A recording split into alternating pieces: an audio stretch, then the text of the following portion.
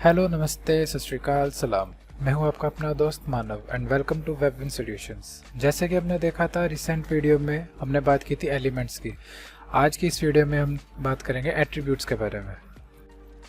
HTML attributes का basic काम है वो किसी भी एलिमेंट को थोड़ी एडिशनल इन्फॉर्मेशन दे देता है। मीन्स उसको बेसिक एलिमेंट से एक एडवांस एलिमेंट बना देता है। जैसे इमेज टैग के लिए सोर्स वगैरह बता देगा, एंकर टैग के लिए वो कहाँ लिंक लगेगा, एच रेफरेंस एट्रीब्यूट लगेगा।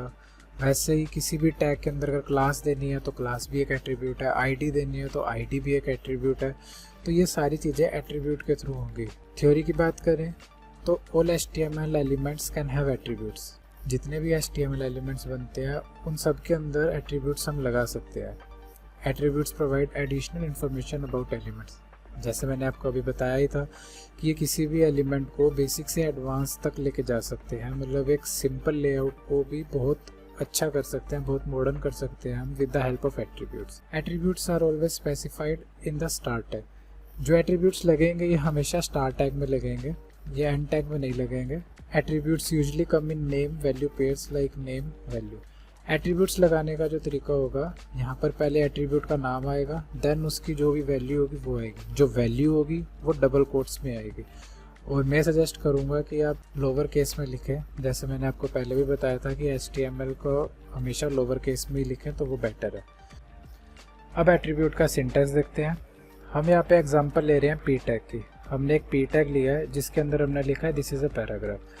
तो जैसे हमें नॉर्मली पता है कि ये पी का स्टार्टिंग टैग है और ये जो ब्रैकेट है स्टार्टिंग टैग का बंद वाला है, और ये जो है ये एंड टैग है, और बीच में ये कंटेंट है। अब इसमें जो एट्रीब्यूट है वो स्टार्ट टैग के अंदर आया है, ना कि एंड टैग में आया, ना ही कंटेंट में आया। क्योंकि कंप्यूटर जब रीड करता है तो वो एकदम स्टार्टिंग से टॉप से पूरे कोड को रीड करता है, और वो टैग स्टार्ट होते ही उस टैग की जितनी भी एडिशनल इन्फॉर्मेशन है वो रीड करेगा। इसलिए जो एट्रीब्यूट है वो स्टार्ट टैग के अंदर आता है। तो यहाँ पे हमने जो एट्रीब्यूट यूज़ किया वो यूज़ किया क्लास एट्रीब्यूट, जिसको हमने वैल्यू दी है इम्पोर्टेंट। मतलब एक क्लास ऐड की है पी टैग के लिए जिसका नाम है इम्पोर्टेंट। ये सब कुछ मिलकर बनता है एलिमेंट, और ये एट्रीब्यूट का एक बेसिक सिंटैक्स। कुछ बेसिक एट्रीब्यूट्स की बात करें तो वो कुछ इस प्रकार है। जैसे क्लास एट्रीब्यूट है, आईडी एट्रीब्यूट है, एच रेफरेंस एट्रीब्यूट है, SRC एट्रीब्यूट है, विड्थ और हाइट एट्रीब्यूट हो गया, ऑल्ट एट्रीब्यूट हो गया, स्टाइल एट्रीब्यूट हो गया, टाइटल एट्रीब्यूट हो गया।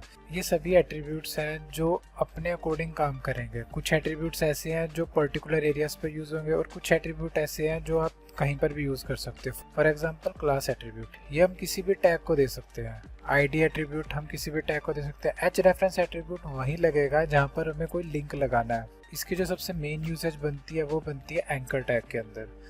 SRC, width, height and alternate, ये तीनों मोस्टली लगते हैं इमेज टैग के अंदर। स्टाइल एट्रीब्यूट वहाँ यूज़ होगा जहाँ पर हमें इनलाइन CSS देनी है, और टाइटल एट्रीब्यूट वहाँ यूज़ होगा जहाँ पर हमें टूल टिप शो करानी है। एट्रीब्यूट्स को समझने के लिए हमें कुछ टैग्स देखने पड़ेंगे। जैसे हमने अभी बॉडी टैग में यूज़ करा H1 tag, P tag, HR tag. इसके अलावा एक टैग होता है एंकर टैग। सॉरी, स्पेलिंग गलत हो गई। एंकर टैग, एंकर टैग का यूज़ है कि एंकर टैग जहाँ पर भी लगा देंगे जिस भी इमेज को, जिस भी टेक्स्ट को, या जिस भी डिव को, मतलब किसी भी चीज़ को अगर हम एंकर टैग लगाते हैं तो उस टैग को एक लिंक लग जाता है। लिंक से मेरा मतलब है जब भी यूज़र उस पे जाकर क्लिक करेगा तो वो जो भी हमने लिंक दिया उस पर्टिकुलर पेज पे चला जाएगा। तो इसका अगर सिंटैक्स देखें तो ओपनिंग टैग ए स्पेस एच रेफरेंस, इसका मतलब कि लिंक, हाइपर लिंक यहाँ पे जो भी लगेगा हाइपर रेफरेंस।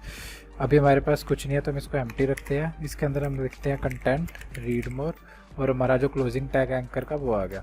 तो यहाँ पे आप देख सकते हो कि ये रीड मोर आ रहा है जो कि थोड़ा अलग कलर में आ रहा है, अंडरलाइन के साथ आ रहा है, क्योंकि एंकर टैग की जो ब्राउज़र की CSS होती है बाय डिफ़ॉल्ट वो कुछ इस प्रकार से ही होती है। तो इसके बारे में भी आपको डीपली जो है अपकमिंग वीडियोज़ में बताएंगे, जिसमें आपको लिंक्स के बारे में डीपली एक्सप्लेन करेंगे। तो अभी के लिए आप समझिए, तो अगर यहाँ पे रीड मोर लिंक बना है तो देखो इसके ऊपर हमारा माउस का कर्सर भी चेंज हो रहा है। अभी जो है ये पॉइंटर है, जैसे इसके ऊपर लेके जाते हैं, सॉरी अभी जो है ये नॉर्मल माउस है, जैसे इसको ऊपर लेके जाते हैं तो ये पॉइंटर बन जाता है। मीन्स ये बता रहा है कि यहाँ पे कुछ है, क्लिक करो आप तो कहीं ना कहीं जाओगे। अगर मैं इस पर क्लिक कर रहा हूँ तो मैं कहीं नहीं जा रहा, मेरा पेज रिलोड होकर वहीं रख रहा है। क्यों? क्योंकि मैंने अभी तक इसको कोई एच रेफरेंस लिंक दिया ही नहीं है। तो मैं इसको एक लिंक लगा देता हूँ। मैं लगा देता हूँ यहाँ पे गूगल का डिफ़ॉल्ट लिंक। जो कि है google.com। इसको कॉपी किया, यहाँ रख दिया मैंने। अब ये रीलोड हो गया। अब जब मैं रीड मोर पे क्लिक करूँगा तो एंकर टैग क्या करेगा, इसको क्लिक करते ही मुझे ये गूगल के उस पेज पे ले जाएगा। इस एरिया में मैं जो भी लिंक रखूँगा, जो भी लाइव लिंक रखूँगा, ये मुझे उस लोकेशन पर ले जाएगा। एंकर टैग का ये काम है। इसके अलावा यहाँ पे अगर आप देखोगे तो ये समझाने के पीछे रीज़न ये था क्योंकि एंकर टैग जो काम करता है वो एच रेफरेंस एट्रीब्यूट के साथ काम करता है। जैसा भी मैंने पीछे आपको स्लाइड में भी दिखाया था कि एच रेफरेंस एट्रीब्यूट होता है, तो ये विदाउट एच रेफरेंस एट्रीब्यूट काम नहीं करता। इसके अंदर और भी एट्रीब्यूट्स लगते हैं, उनके बारे में आपको अपकमिंग वीडियोज़ में बताएंगे। बट एंकर टैग का मेन यहाँ पे यूज़ है। ये एंकर टैग का स्टार्ट टैग हुआ, ये पूरा स्टार्ट टैग है। ये एंकर टैग का कंटेंट हुआ और ये क्लोजिंग टैग है। इसके अंदर एट्रीब्यूट है एच रेफरेंस और उसकी वैल्यू है ये लिंक। इसके अलावा एक जो बहुत इंपॉर्टेंट एग्जांपल हम देख सकते हैं वो है इमेज टैग। इमेज टैग का नाम से ही आपको पता लग रहा होगा कि ये कब यूज़ होगा। वेबसाइट में ऐसा तो है नहीं कि सिर्फ ही हम कंटेंट्स दिखाएंगे, वेबसाइट में हम और भी चीज़ें दिखाते हैं। इमेजेस भी होती है, वीडियोस भी होती है, मीन्स अलग अलग तरह की चीज़ें हो सकती है। तो इमेजेस जो है सबसे ज़्यादा यूज़ होती है। तो इमेज टैग का सिंटैक्स क्या है, IMG। इसका कोई क्लोजिंग टैग नहीं है, इसका कोई कंटेंट नहीं है, ये एम्प्टी टैग है। सिमिलर जैसे अपना HR था वैसे ही इमेज टैग होता है। ये शुरू, बस ये शुरू ही है, ये ख़त्म नहीं होता। ये बस ये जो ब्रैकेट है इसका ख़त्म है। तो इसके अंदर अगर आप देखें एट्रीब्यूट्स क्या क्या बनते हैं, तो इसका सबसे इंपॉर्टेंट एट्रीब्यूट है SRC। SRC का मतलब है सोर्स। सोर्स के अंदर हम वो चीज़ लगाएंगे जो भी यहाँ पर हम इमेज दिखाना चाहते हैं इमेज टैग के थ्रू, तो हम सोर्स के अंदर उस इमेज का लिंक लगा देंगे। जनरली तो हम लोकल पाथ रखते हैं जब वेबसाइट्स बनाते हैं, बट अभी हम टैग समझ रहे हैं इसलिए हम ऑनलाइन कोई इमेज उठा लेते हैं। जैसे हम जाते हैं, सॉरी गूगल पे जाना था मैंने, यहाँ क्लिक कर दिया अनस्प्लैश पे। ये अनस्प्लैश पे मैंने ओपन करा। अनस्प्लैश जो है ये एक वेबसाइट है जो हमें इमेजेस प्रोवाइड करती है, फ्री में भी एंड प्रीमियम भी। फ्री इमेजेस इनकी जो होती है कॉपीराइट फ्री होती है। प्रीमियम इमेजेस भी अगर हम परचेज करते हैं तो ये हमें लाइसेंस साथ में देंगे ताकि कोई हम पे कॉपीराइट के क्लेम ना कर सके। अभी मैं इस इमेज का कॉपी कर लेता हूँ, लिंक कॉपी इमेज लिंक आया, और जो मैं सोर्स के कोट्स के अंदर डाल देता हूँ। क्यों कोट्स के अंदर मैंने क्यों डाला, क्योंकि सोर्स जो है हमारा एट्रीब्यूट है और उसके आगे इक्वल टू के बाद कोट्स के अंदर ही इस एट्रीब्यूट की वैल्यू आएगी। तो जब इसको मैं यहाँ पे रिलोड करा तो यहाँ पे देखो अब इमेज आ चुकी है। अब अपने देखते हैं कि एक टैग में सिर्फ एक एट्रीब्यूट ही लगा सकते हैं। नहीं, ऐसा नहीं है, हम एक टैग में मल्टीपल एट्रीब्यूट्स भी लगा सकते हैं। फॉर एग्जाम्पल इमेज टैग का एक एट्रीब्यूट है विड्थ। मैं विड्थ देता हूँ 400। इसका मतलब ये होगा कि मेरी जो इमेज है वो चाहे जितनी मर्जी विड्थ की हो, जितनी मर्जी बड़ी हो, जितनी मर्जी छोटी हो, बट मैंने कह दिया है उसको कि यार तुम्हारा जो मर्जी साइज़ हो, बट मैं चाहता हूँ कि तुम 400 पिक्सल साइज़ लो। तो मैंने यहाँ पे एट्रीब्यूट दिया है विड्थ एट्रीब्यूट, उसकी मैंने वैल्यू भरी है 400। तो ये बाय डिफ़ॉल्ट जो है 400 पिक्सल्स के साइज़ में आ गई है। इसकी जो विड्थ है वो 400 पिक्सल है। मैं चाहूँ तो इसको हाइट भी दे सकता हूँ, बट मुझे इसका इमेज का रेशियो नहीं पता। तो अगर मैं इसको हाइट देता हूँ तो ये इमेज स्ट्रेच हो जाएगी। जैसे इसको अगर मैंने 400 हाइट दी है तो आप देख सकते हो इमेज स्ट्रेच होगी, अच्छी नहीं लग रही, इसलिए मैं एक बार हाइट उठा रहा हूँ। बाकी ये बताने के पीछे मेन रीज़न ये है कि कुछ टैग्स ऐसे भी हैं जिनके अंदर मोर देन वन एट्रीब्यूट्स आते हैं और वो लग सकते हैं, वैलिड है वो, उसमें कोई दिक्कत नहीं है। इसके अलावा अगर देखें इसके अंदर हम क्लास ऐड कर सकते हैं इस इमेज को। मैंने जैसे इमेज नाम की क्लास बना दी, ये भी हम कर सकते हैं। और आईडी भी दे सकते हैं अगर हम कुछ देना चाहें तो, माई आईडी। मीन्स एक टैग के अंदर आप मोर देन वन एट्रीब्यूट्स भी दे सकते हो। आप बाउंडेड नहीं हो कि आप एक ही एट्रीब्यूट दोगे या दो ही एट्रीब्यूट दोगे, ऐसा कुछ नहीं है। बट जहाँ पर नहीं यूज़ हो सकते वो एट्रीब्यूट वहाँ नहीं देने। जैसे अब H1 टैग के अंदर हम SRC एट्रीब्यूट नहीं दे सकते क्योंकि ये कोई स्टैंडर्ड नहीं है। H1 टैग का यूज़ है हेडिंग्स डिस्प्ले करने के लिए, वो टेक्स्ट डिस्प्ले करेगा, हेडिंग्स डिस्प्ले करेगा, तो उसके अंदर SRC एट्रीब्यूट हम नहीं ऐड कर सकते।